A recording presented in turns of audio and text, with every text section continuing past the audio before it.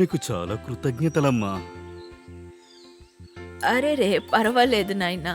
ఆకలితో వచ్చిన వాళ్ళకి భోజనం పెట్టేది మంచి విషయమే కదా. ఆ, ఓ అలాగా. అయితే విను, నాకు నీ చైన్ కావాలి ముసలి. వినిపిస్తుందా లేదా? తిని ఆకలి తీర్చుకున్న ఆ భిక్షగాడు తిన్న తర్వాత అతని ప్రవర్తనే మారిపోయింది. ఎందుకంటే అతడు ఒక దొంగ. పెద్దగా నవ్వడం మొదలుపెట్టాడు. పాపం ఆ చిన్న పిల్లాడు కిచ్చు ఇంకా వాళ్ళ బామ్మ భయపడిపోయారు. వద్దండి, మమ్మల్ని ఏమి చేసేయకండి. మేము సాధారణమైన మనుషులు. అలాగా, అయితే నీ దగ్గరున్న నగలు చైను ఇవ్వు.